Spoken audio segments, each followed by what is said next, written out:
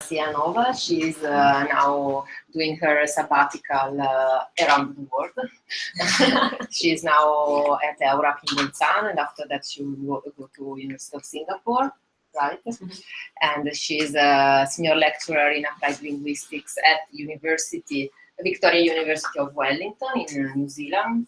And she knows Italian, and she also did a postdoc in Italy at University of Modena a while ago. And she has worked on several topics related to multiple expressions, but also language acquisition, learner corpora, gender, stereotypes, especially in Italian. And so I'm very happy. I think that her research has many interactions with what we do. Basically, when you work with NLP, we always have to deal with the issue of multi-word expressions. And this is exactly the topic of today's seminar. So researching the acquisition, processing, and use of multi-word expressions in a first and second language. Thank you. Thank you very much, Sarah, for your introduction. The talk will be in English, but if there are any questions you want to ask in Italian, I'll be happy to answer in Italian. Okay, so as Sarah mentioned, today we're talking about multi-word expressions from a number of different perspectives. I have to say I'm not a programmer by any means, and I won't be talking about NLP, but I will be talking about multi-word expressions and how I research them from a number of different perspectives. Okay, so today I'll briefly say what I think multi-word expressions are, and then I'll talk about 3 studies that draw on learner corpora, on intuitions of learners and native speakers, and I'll talk about a study that used the eye tracking methodology to look at how we process multi-word expressions. Okay, I thought I'd first start with methodology. You may come across all sorts of terms to refer to the same concept. The term I normally use in my work is multi-word expressions.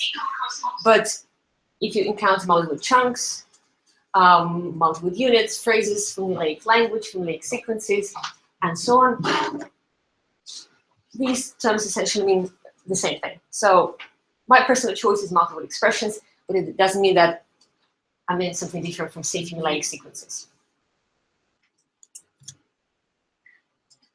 Okay, our language is undoubtedly, or can undoubtedly be, creative and original. However, we do not necessarily draw this creative potential on a daily basis. Much of what we say is in fact formulaic. We say good morning and have a pleasant morning.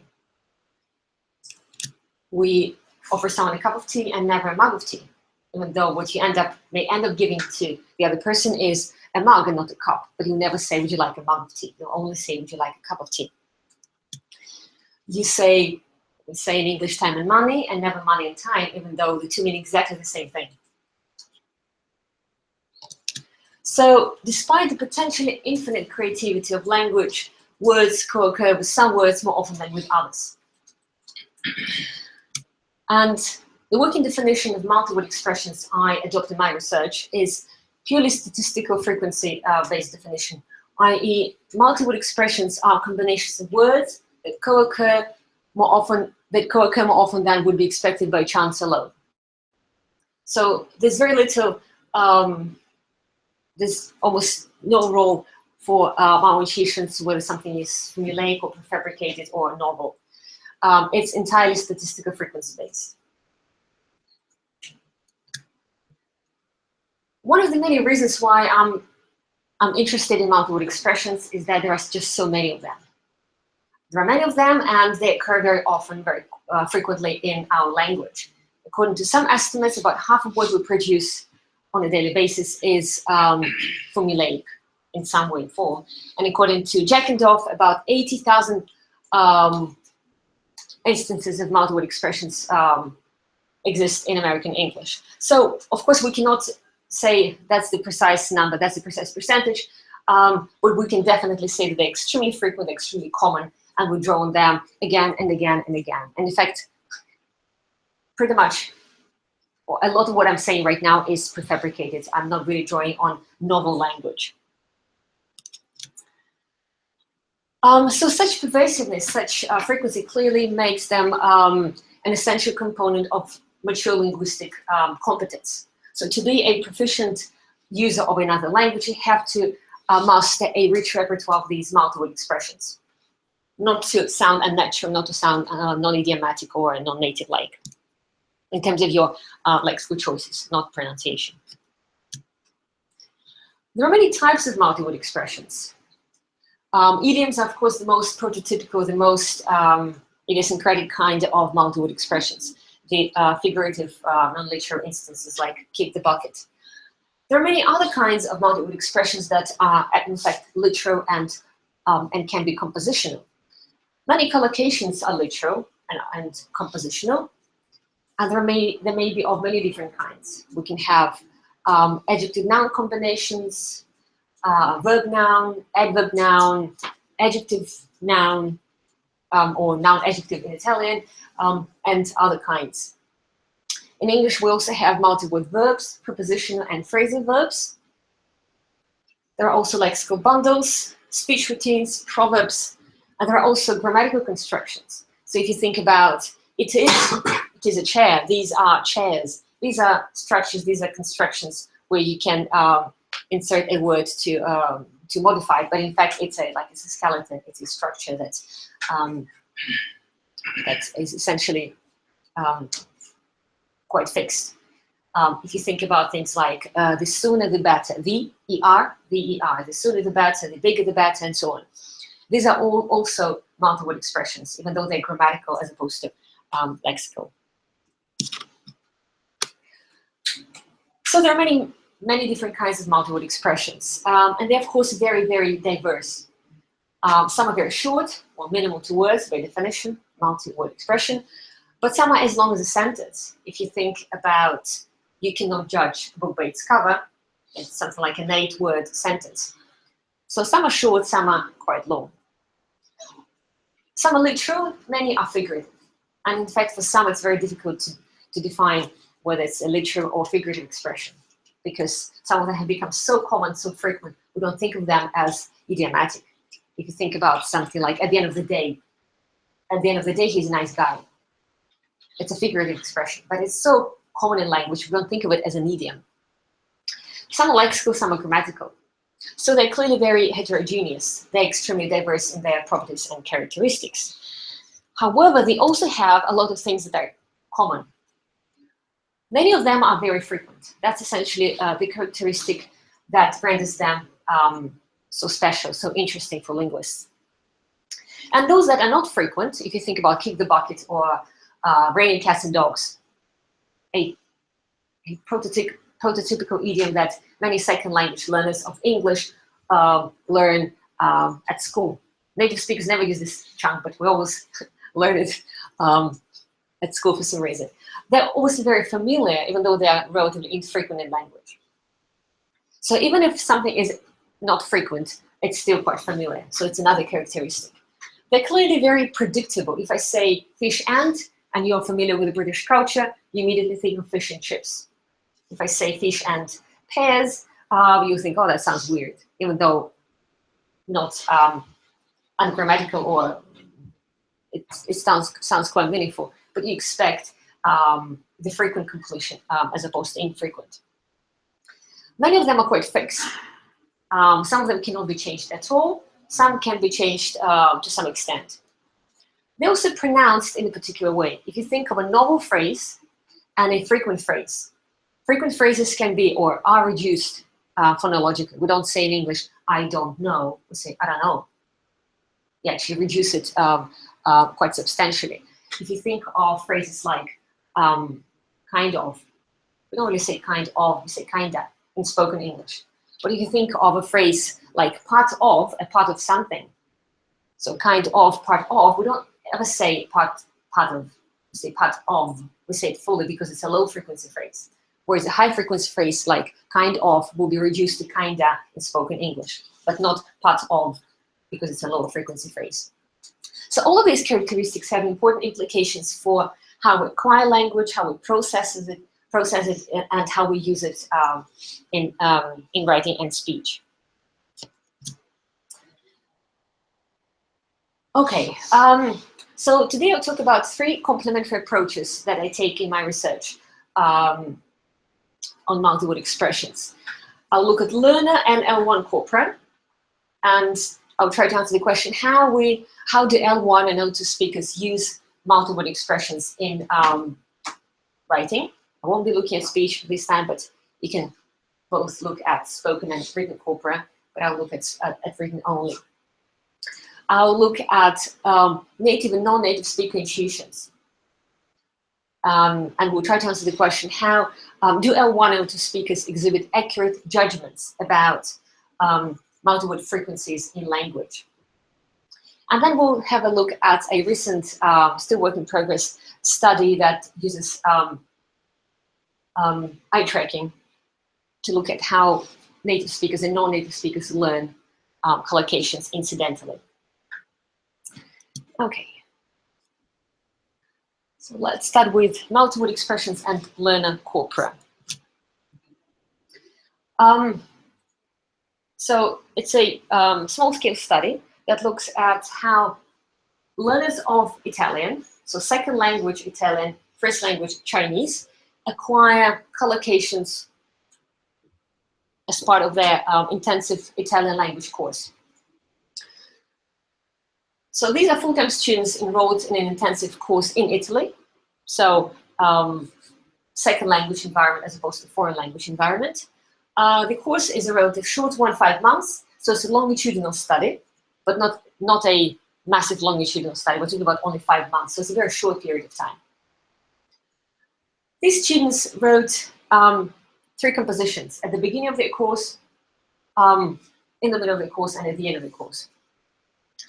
And these compositions is what I focus on for my collocation analysis. So these compositions were in class on various topics, and the corpus that I collected, admittedly very small corpus, contains essays written at the beginning, in the middle, and at the end of the course. And my focus was on noun-adjective combinations. So things like piazza grande, vino rosso, and so on.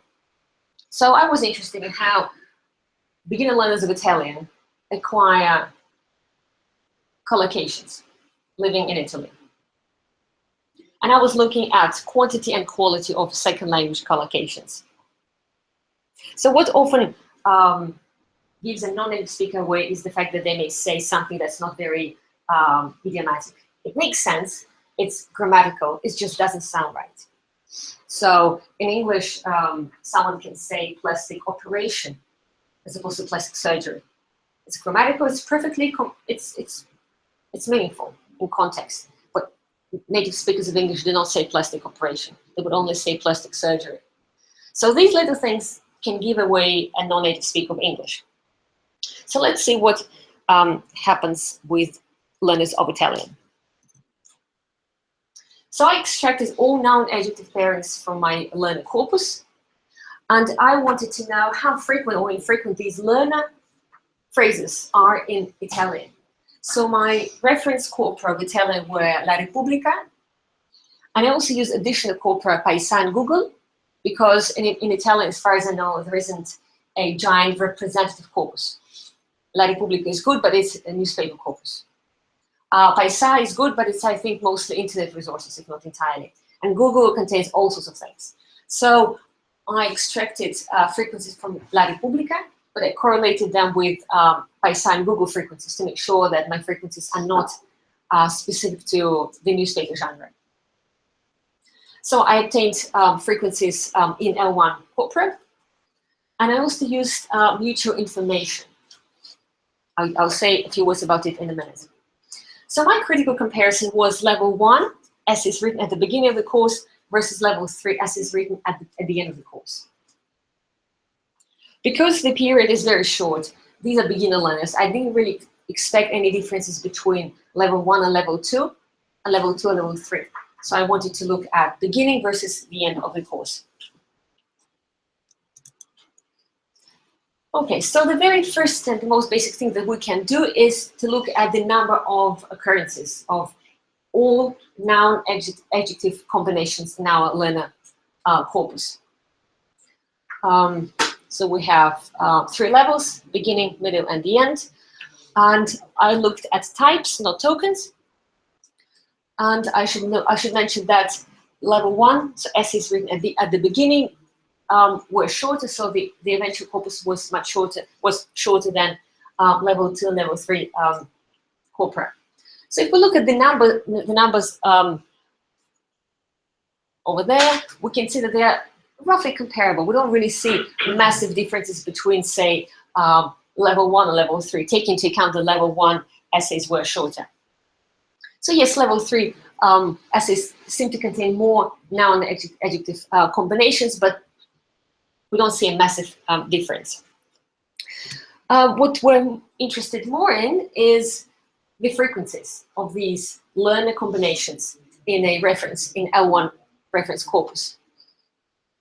So here's here's a breakdown according to the frequency. The bands are quite arbitrary. I decided how I want to look at my frequencies in the L1 corpus, although I did base these judgments on existing literature. So what we see is, okay, here we have 0 occurrences. So learner combination never occurred in the reference corpus. Clearly something that sounds weird in a way. An example I can give you is tartaruga pigra. Okay, it's grammatical, it kind of makes sense, but it's not something that a native speaker would say often or at all. Here we have items that have very low frequency. So if something occurred once in the corpus, it's not particularly representative of a native speaker discourse. Here we have kind of mid-low frequency, here we have kind of mid-high and very high frequency. So what we see is that, and this is level 1, level 2, and level 3. So beginning of the course, in the middle of the course, and at the end of the course. So we can make very few observations that we can. There are a few things that we can notice here. So if we look at 0 occurrences, level 1 essays, and those written at the beginning of the course, contain the highest number of 0 frequency items. Definitely more than, say, level 3 essays. And if we look at kind of mid-frequency ranges, we can see that level 3 essays contains more of these items than, say, level 1. So it seems like as learners become more proficient, as they, not become more proficient, but as they progress with their course, they seem to be producing fewer 0 frequency items and more high frequency items. This is just an observation based on these data. But let's group our 0 and very low frequency items, like tartaruga pigra, something that's bimba lamentosa, something that's very low frequency, and all other items together. So 0 frequency and very low frequency, and the rest. And again, we have level 1, level 2, and level 3 essays. So what we see here is that level 1 essays were more likely than level 3 essays to contain low and 0 frequency items. So this versus this. Oh, sorry, this versus this. We have a lot more of 0 frequency items in level 1 than level 3. And correspondingly, we have a lot more higher frequency items in level 3 essays than level 1 essays. This is just frequency, which is, of course, important, but that's not everything that we can do. Let's also look at mutual information. Mutual information is the strength of association. So something like piazza and grande, these 2 words are strongly associated because they occur together quite often. And something like piazza rossa, for example, will have a very low MI score because these 2 words are not strongly associated. Mutual information is a score from, sorry. Is it mutual information or pointwise mutual information? Mutual information. Why do you use neutral information rather than pointless neutral information?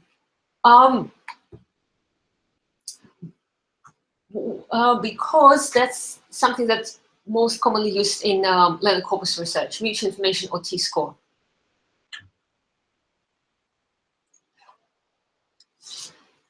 Because basically you use the frequencies of the two words alone compared with the frequency of the two words together. Mutual information is the formula that takes into that contains the frequency of word 1, frequency of word 2, the phrasal frequency, and the size of the corpus. Okay. We use consider. Exactly. Yeah. Exactly.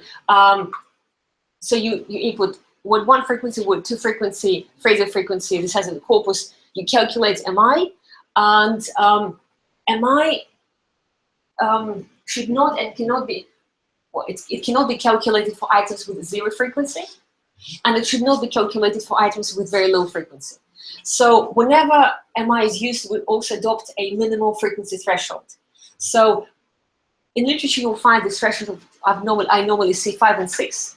So mine is 6 or above 6, so anything above 5. And I do not calculate MI for very low frequency items because MI does not deal well with low frequency items. It should not be used for anything that occurred only once or twice in the corpus. MI is a number from about 0 to about 16, 17, although there's no, it can be probably more than that, but that's the highest number I have seen in my work. The higher the number, the more strongly associated the words are. Okay, so I should also say that since I mentioned T-score is another measure of association strength. This measure correlates highly with frequency. That's why I do not normally use frequency and T-score together, because the two tell us about the same thing. But mutual information does not correlate highly with frequency. So the two are complementary measures. So it's okay to use frequency and MI, but frequency and T-score, you're essentially looking at two very, very similar measures. So let's see when we also consider MI, the strength of association. Okay, so here we have all items that meet these two criteria. So MI of 3 and above, 3 or above, and frequency of 6 and more. I should also say that in corpus linguistics, we normally consider 3 as the critical threshold for MI. So if a collocation has an MI of 3 or more, it's a significant collocation. If it has a MI of below 3, it's a non-significant collocation. Of course, this dichotomy is problematic because it considers 2.9 and 3.1. They're about the same thing. And consider 3.1 and 15, again, two very different things. So it's a good idea to look at MI as a continuum, not a categorical significant or not significant. But to start with, let's just get rid of everything that's below this frequency and below this MI. And what we see is that level 3 items, again, are more likely to contain items that have higher frequency and higher MI than level 1 essays. And the final thing that we can do is look at not just MI below or above 3, but various breakdown. So let's have a look at, again, frequency is always 6 or above because MI should not be calculated for lower frequency items. So this is 3 to 4, 4 to 5, 5 to 6, and so on. So the higher the number, the more strongly associated the words are. Now, this difference is not significant, but visually we can see that level 3 essays were more likely to contain items within these MI bands and this frequency.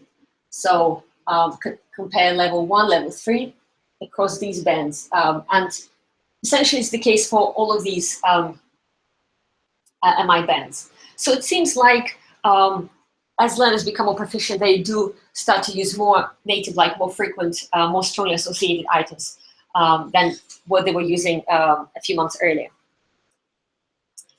Okay, so our findings, or my findings, main findings are that we do not really see a substantial quantitative increase.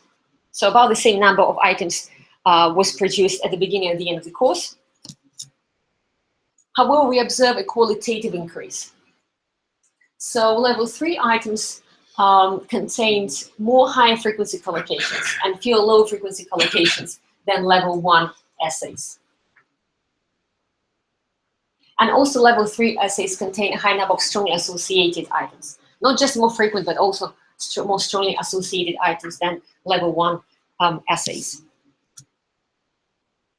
I guess the main finding is that 5 months, even though it's such a short period of time, but 5 months may be sufficient for a learner to begin to exhibit more idiomatic, more native-like output. There are, of course, major issues with this piece of research. The corpus was tiny. We had 3 subcorpora, but even if you put them together, it's about 18,000 words. It's tiny. I only look at noun adjective items. So in collaboration with my colleague Stefania Spina at the University of Foreigners Perugia, we're now collecting a larger corpus, about 300 plus learners. The period is longer, about 8 months, and we'll be looking at a variety of collocations, not just noun adjective collocations, but other ones as well. So that's what we're doing now. So hopefully I'll rectify the shortcomings of the study I have just talked about. I still think it's an important study because very few studies look at learner items longitudinally, because it's difficult to get hold of the same learners during a period of time. And also very few people look at beginner learners, because beginner learners produce very short essays. It's easier to collect data from advanced learners because they produce longer essays. Okay, so that's as far as learner corpora are concerned. Now let's turn to something else. Let's turn to mutual multi-word expression intuitions about phrasal frequencies.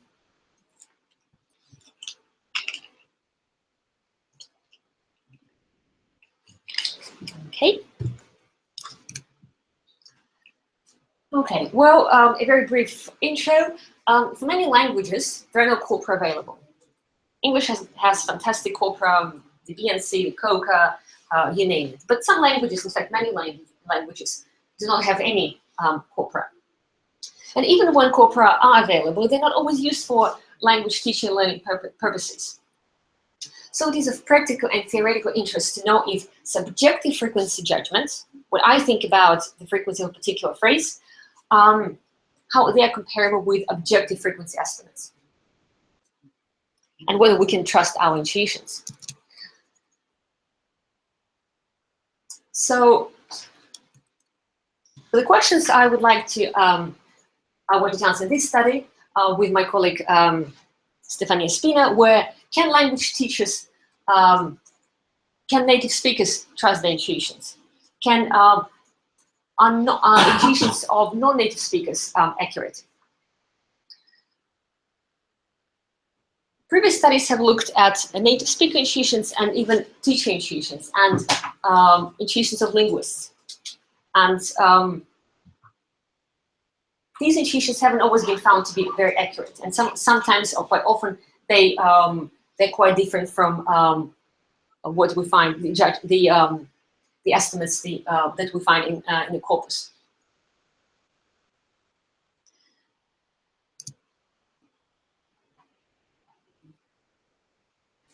By and large, researchers have cast doubts on the accuracy of native speaker intuitions. So Huntston said that it is almost impossible to be conscious of the relative frequencies of words, phrases, and structures. So essentially, according to her, our intuitions are flawed and completely not accurate. And Stubbs suggested that native speakers cannot give accurate estimates of the frequency and distribution of different lexical items in a language.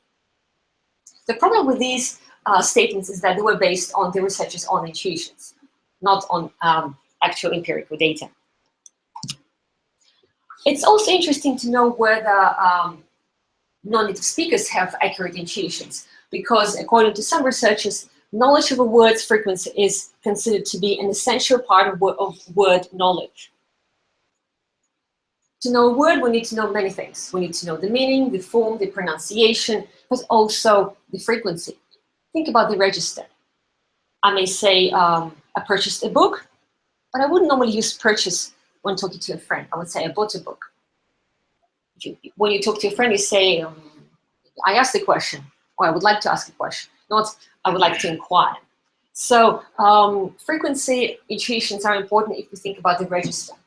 There are many synonymous words, synonymous collocations, but depending on the register, we tend to use a particular phrase or word and not something else because it may sound strange when talking to a friend, or too familiar, too colloquial when talking to, say, someone else. So how do native speakers and non-native speakers compare against each other and the corpus in their subjective judgments of collocation frequency? That was our research question. We looked at a bunch of native speakers of Italian and learners of Italian from a variety of M1 backgrounds. And about half of our items, half of our participants were native speakers, well, half were non-native speakers, and of the non-native speakers, half were intermediate and half were advanced. And this was decided based on their level of Italian, so say A2, B1, B2, and so on, and also a questionnaire that were administered after the test. We had 4 kinds of phrases, again, noun adjective combinations in Italian. We had high frequency, something like tempo libero. We had medium frequency, something like guida turistica. Low frequency, something like libero interessante. And we had very low frequency, which was in fact 0 frequency in the corpus, non ospitali. All of them were meaningful, grammatically correct. They just differed in terms of their frequency in a reference corpus. And again, we used a bunch of corpora to make sure that a particular frequency was not specific to the type of the corpus, La Repubblica or something else, but was representative of the Italian language in general. Here, some numbers. So we have log transformed Perugia frequency. That's a corpus, Perugia corpus. And again, log transformed La Repubblica frequencies. We have 20 items in each frequency band. And so high, medium, and low, and very low, as I mentioned, 0 frequency. So did not occur in any of these corpora. And it's important to note that we didn't have any borderline cases. So high frequency items were significantly higher frequency than medium frequency, and so on. So we didn't really have any borderline cases. A high frequency item with a frequency similar to, say, a medium frequency item. So the categories were distinct. We inserted our items in a questionnaire, and our participants judged each item on a 4-point scale. So they had to tick whether they thought the item was high frequency, low frequency, medium frequency, or very low frequency. Well, the first analysis we did was mixed effects modeling. We put all our factors to see if they were significant. Frequency of word 1, frequency of word 2, frequency of the phrase, the band, the frequency band, the length of word 1, of word 2, and a few other things. So we had a few significant factors. The 2 that I was mentioning are the frequency band, so one of those 4 bands, and the frequency, the actual frequency of the corpus. And our analysis suggested that both natives and non-natives judgments of collocation frequency were affected by the frequency band and collocation frequency. So both groups were sensitive and sensitive to the frequency. We also correlated advanced and intermediate learner judgments with native speakers, and unsurprisingly, we found that advanced learners correlated more strongly with native speakers than intermediate learners. That's not surprising. And perhaps the most interesting part of the analysis was our analysis with that used Cohen's kappa, which is a statistical measure of interrate agreement. We calculated Cohen's kappa for each item individually. So you will be familiar with it, but I mentioned it anyway. So very strong agreement is between 0.8 and 1. 1 is maximum. Strong agreement is between 0.6 and 0.8, and moderate agreement is between 0.4 and 0.6. And if it's below 0.4, it's essentially poor agreement. So we we calculated coins kappa individually for each of our 80 items. Here's what we found. For bands, natives and non-natives. For high frequency items, our native speakers and our non-native speakers exhibited accurate intuitions essentially for all items in our high frequency band. Each item correlated, had strong agreement.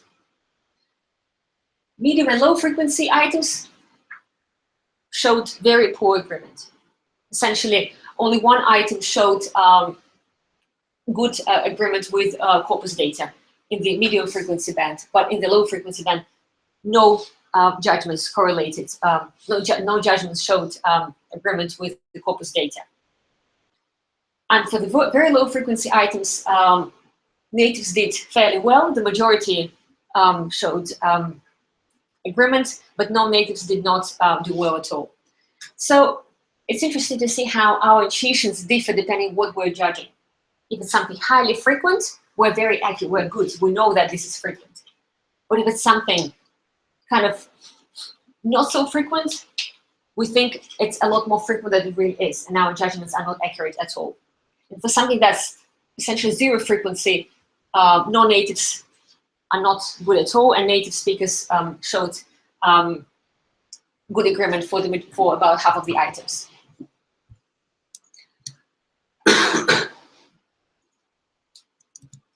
So what we find is that we find no differences in L1 and L2 judgments for high, medium, and low frequency groups, but non-native speakers rated very low frequency items differently from native speakers. Unsurprisingly, advanced learner intuitions correlated more strongly with native speaker intuitions than intermediate learners. That's what we expected. And perhaps the most interesting finding is that we observed selectively good L1 and L2 intuitions. For high frequency items, we found strong agreement between judgments and corpora. For medium and low frequency items, we found very poor agreement. And for very low frequency items, only native speakers showed good agreement for about half of the items, but not non-native speakers. So do L1 speakers have accurate intuition? That's something that people have been trying to answer for a number of years. Well, I guess it all depends on the frequency that's being judged. Native speakers are good when it comes to high frequency, but not mid or low frequency items, so it depends. It seems it's easier to judge frequent or very infrequent items because such items are salient. So if you think about something like crisi economica, it's very frequent, it's salient, it's easy to judge. But if something is in the middle frequency range, like regola generale, libro interessante, it seems like native speakers are not particularly accurate. They tend to overestimate the frequency of mid-frequency items.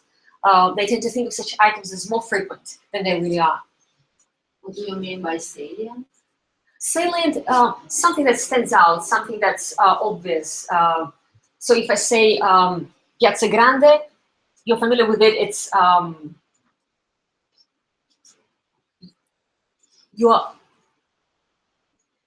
it's more obvious. It kind of stands out for you. Where something is, if something is lower frequency item, kind of in the middle frequency range, it's it doesn't strike you as something something high frequency or very low frequency. You're kind of, or at least in this case, our native speakers tended to overestimate the frequency of mid-frequency items. I have a couple of questions.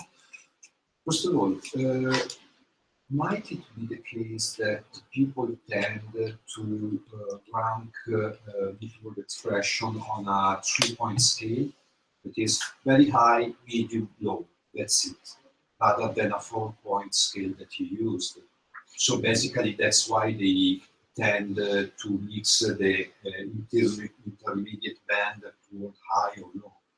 So the first question is running the experiment with three levels, not 4. The second one is Is there any advantage if for the experiment we use a ranking task rather than an evaluation task for a single item? That is to say, I give you 4 items, rank them by frequency. Would it force a better evaluation of the intermediate items or not? If you give a few items, possibly they can rank. But what if you give 80 items?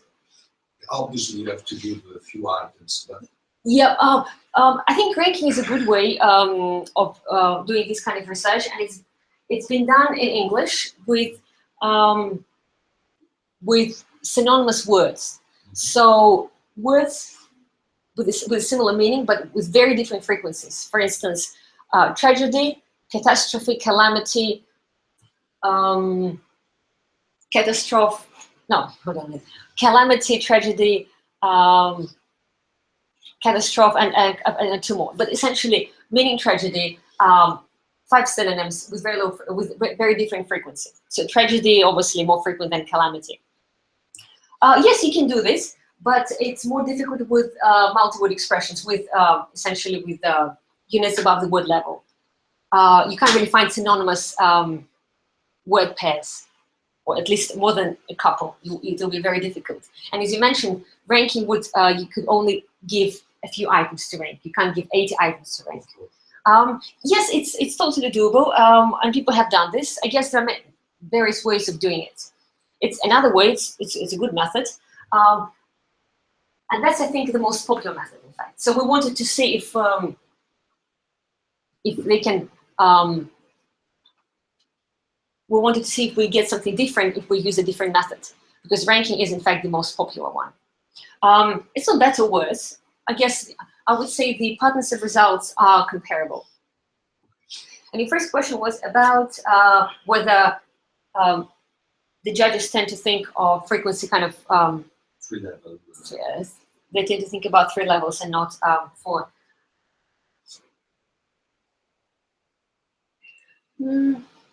I'm not sure. I'm not sure that's the case. Imagine you give a questionnaire to your participants where you have, say, a Likert scale from 1, say, to 7, and 1 is extremely frequent and 7 is extremely infrequent. And someone needs to kind of tick whether it's kind of closer to the left, closer to the right, kind of maybe in the middle. I think this would work. I don't think we necessarily think of frequency as kind of, as a 3-level category, 3-level concept. I guess this is something that we would need to test empirically. I'm not sure, but I cannot answer this question without actually doing some further investigation. Yeah. Possibly. Yeah. My gut feeling would be I don't think so, but something that perhaps we could test in future. I have just, and then I finish. I saw that there is evidence, for example, in sentiment analysis, that people tend to prefer a 5-point scale from very negative to very positive, very negative, positive, and neutral in the middle. And they seem to converge on that 5-point scale. So maybe here it's something similar to 3.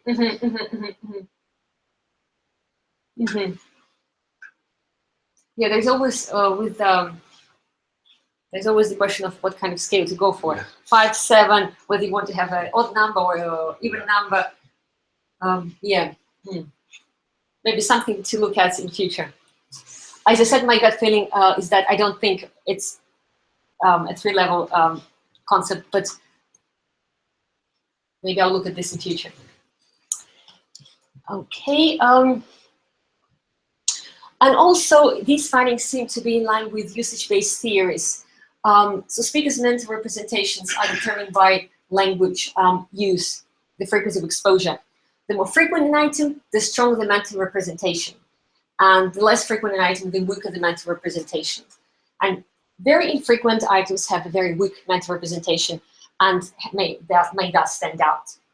In a way, kind of similar to very frequent items that are also more salient, which is probably why for native speakers it's easier to judge very high and very low frequency items, but it's more difficult to judge the mid-frequency items because they do not stand out. They kind of not sure what to do about that. Okay, and the very final piece of work that I wanted to talk about today is how we can use psycholinguistic methods, researching multi-word expressions. I have used reaction times, eye tracking, and electroencephalography researching multi-word expressions. And today I chose to look at eye tracking. So how we can use eye tracking. And we can use it in many different ways. So that's just one possible strand.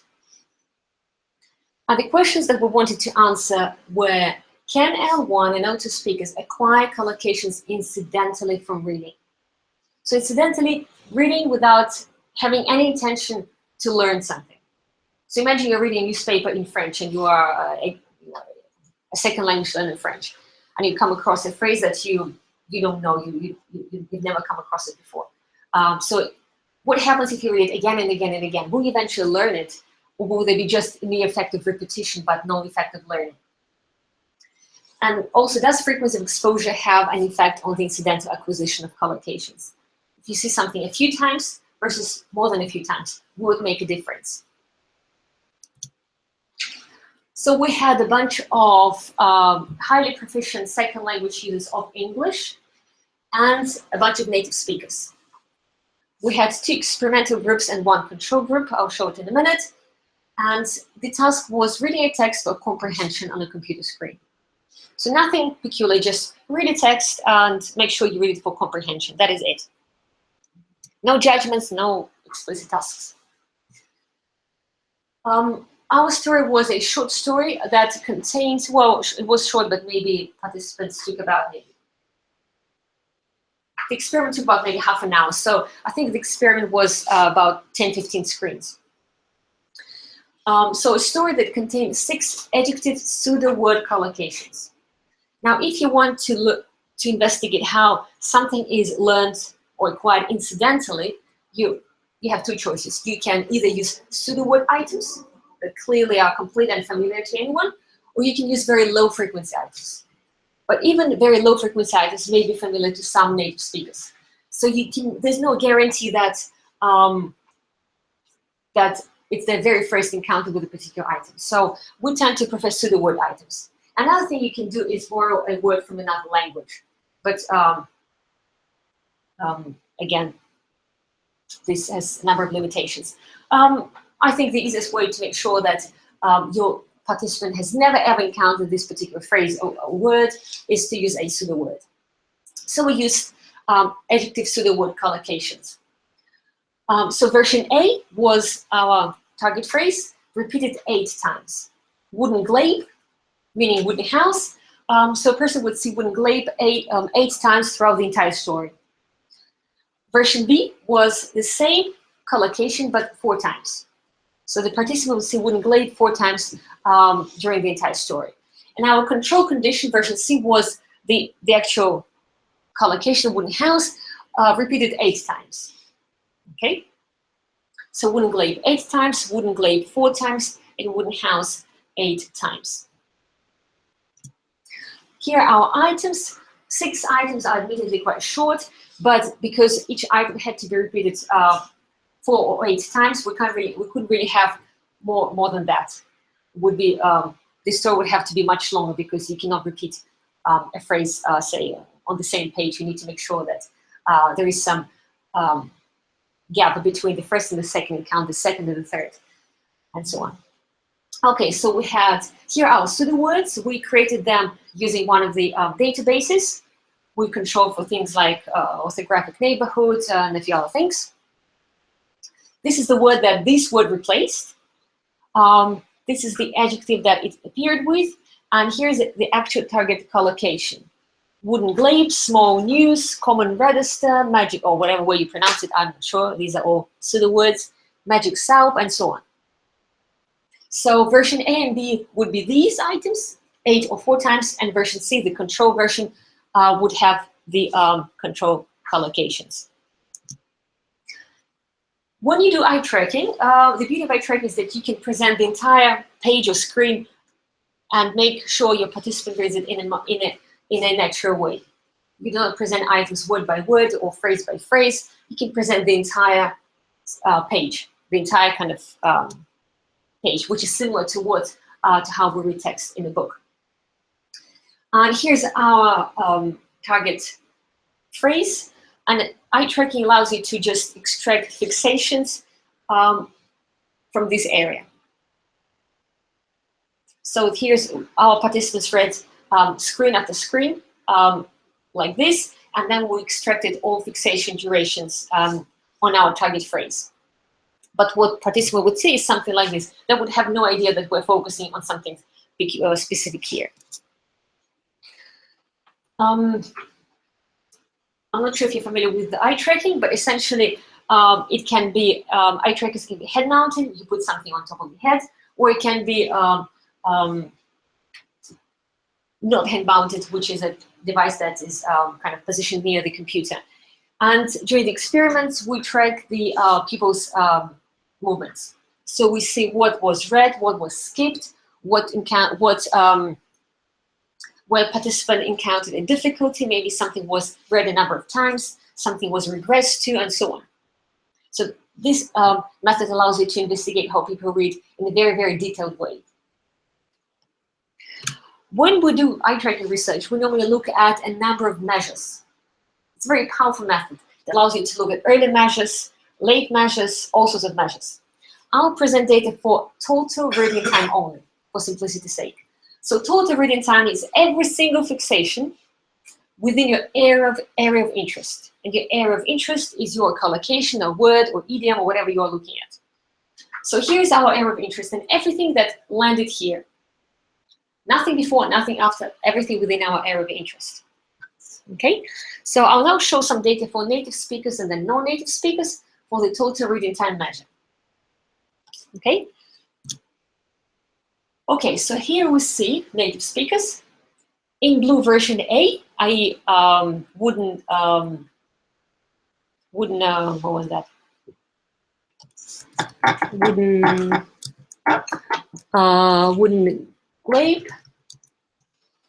Wooden glaive and wooden house. Okay, so version A and version C, which was control. Okay, so what we see is that at the beginning, this is repetition 1, this is repetition 8. So these are all repetitions in the middle. At the beginning, clearly, wooden house is read faster than wooden glaive. These are reading times in milliseconds. That's not surprising because when you see a known word, high frequency word, you read it faster. And wooden and glaive was, of course, not a pseudo word. So there was a difficulty there. So reading times were much longer, okay, at the beginning. As participants see, as our readers see their collocations more and more times, we see that reading times go down. Even for the control collocation, wooden house, they went down slightly from about 400 to about 300 milliseconds. Okay, and our target phrase, wooden glaive, the reading time went down massively from about 800 to about 400 milliseconds. So the question is this due to repetition? Because of course, if you see something again and again and again, even if it's a nonsense word, you're gonna read it much faster. Or so is this the effect of repetition or is the effect of learning? So we find a significant effect of repetition, of course, unsurprisingly. We find a significant effect of version, of course, because you read a nonsense word differently from a real word.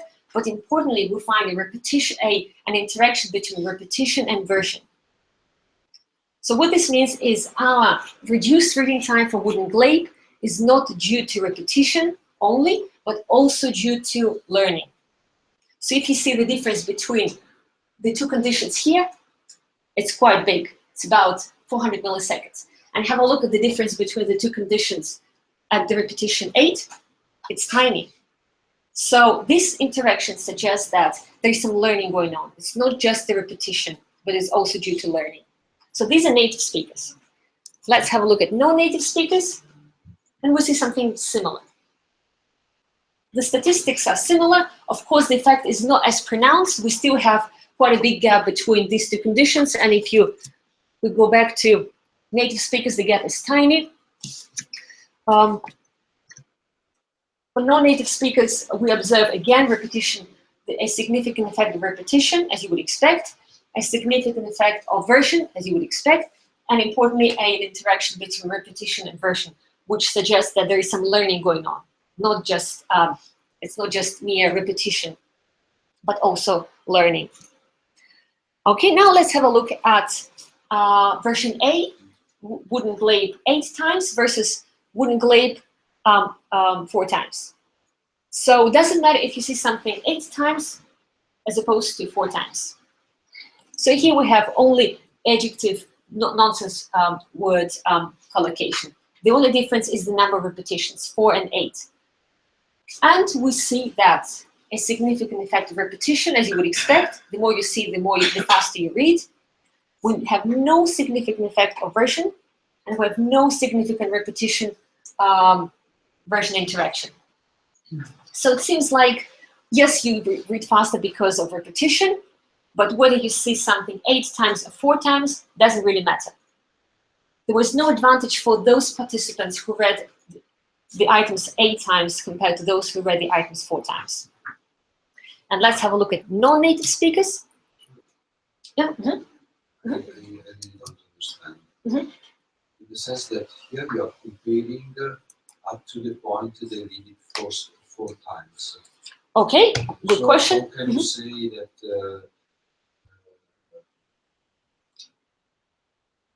no, they got lost? Okay. You say something which was not sound to me. Can you repeat it? Okay.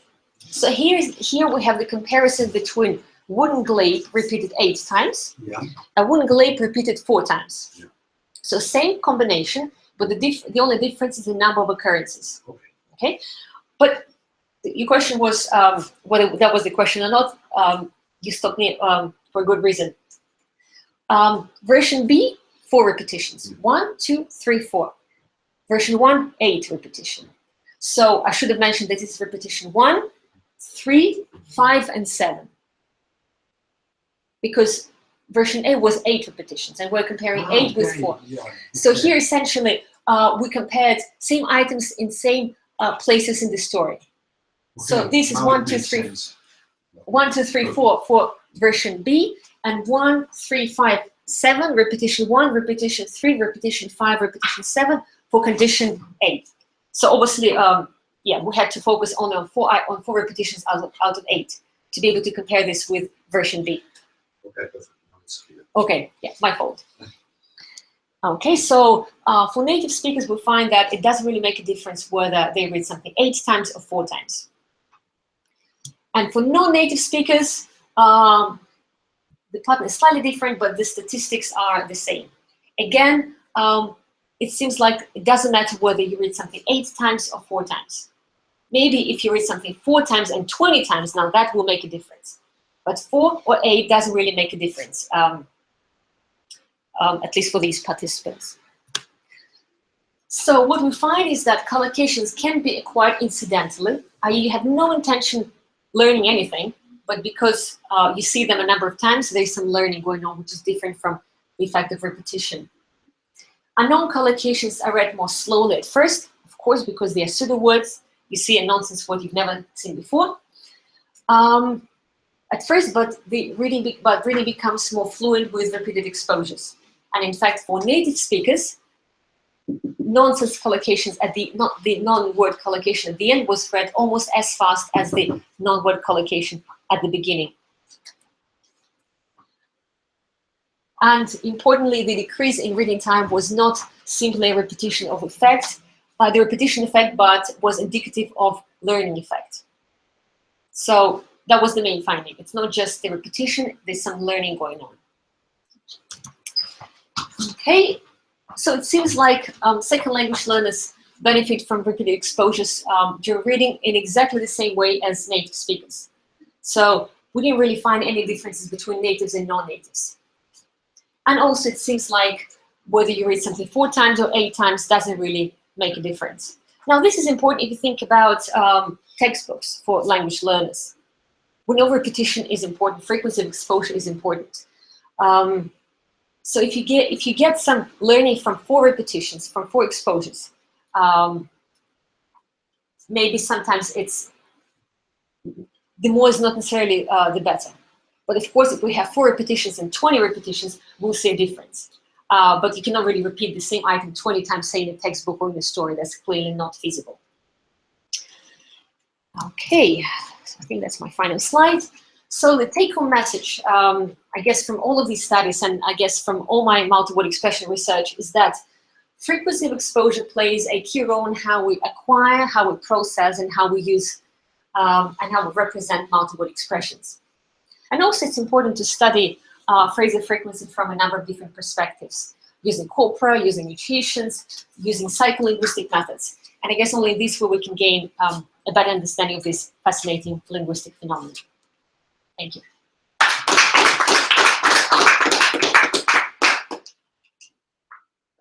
think we have time for one question because the room was booked Okay. from 12, but it was the only one that was free today, so sorry. I have one. Sorry. So at the very beginning, you say that there is a proportion about 52% of multi-word expression out of in language. Okay? And then you focused your experiments on a particular pattern, noun followed by adjective. So my question is, do you know how many, which is the proportion of multi-word expressions for this specific pattern? So out of all the possible combination of a noun and an adjective, how many of them are considered multi-word expressions? I'm not sure. Intuitively, it's more than 52. I wouldn't be able to answer this question, and I wouldn't be able to give you a figure. But one of the reasons why I kind of tend to focus on noun adjective items is because they are very frequent. And if you study learner output, which is very kind of very small anyway, you need to focus on something that's more likely to appear, so you have enough data to work with them. So if you look at, say, adverb, adjective, wonderfully, beautiful, say, they may be so infrequent that you will never find more than a couple of occurrences of them in the learner output. Whereas if you look at something very frequent in language, you're more likely to get enough items of this kind in the learner output. So I don't know the exact percentage, or I can say these are extremely, extremely common combinations in the language. But I wouldn't be able to give you a number. Intuition, I don't know. You observed this pattern, okay, and so how do you know that the phenomena you are observing is multi-word expression, okay, or just a novel phrase, a combination of meanings between a noun and an adjective? Essentially, that is exactly why I use frequency and MI criteria. So if a green chair has low frequency in the corpus and has MI below 3, it's a novel phrase. If, say, a wooden desk has higher frequency and has MI of 3 or above, it's a multi-word expression as opposed to a novel expression. Yeah, so this is this frequency plus mutual information is counted against the whole corpus. Okay. Okay. So now I'm thinking about the subset of language where you just consider noun followed by adjectives, which is the focus of your experiments. Yep. So if you consider just this subset, I still don't have clear how much of the phenomena that you observed depends on multi-word expression, or they do depend on combination. I see what you mean. Ordinary combination of language. Okay, I see what you mean. I would say that the majority. So if we consider native speaker output, say native speaker corpus, I would say the majority, maybe 3/4, would be higher frequency and with MI of 3 or above, and the minority would be novel. So if we only focus on noun adjective items, the majority if we are to adopt frequency and MI threshold, the majority would meet this threshold, and a minority would probably be considered novel items. Because our language is, by definition, formulaic. We of course sometimes try to be original and creative. If you think about poetry and creative writing and so on, but the reality is that the majority of what we say on a daily basis is something we have said many times before, and that we'll be saying probably till the end of our lives. It's just the nature of our language is such. Thank you.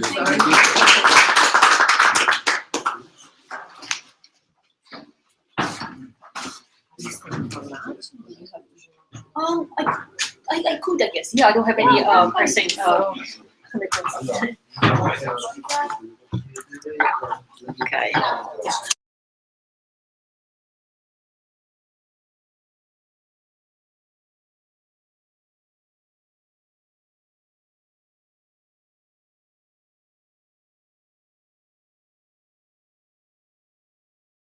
Effects. It is to say, how can you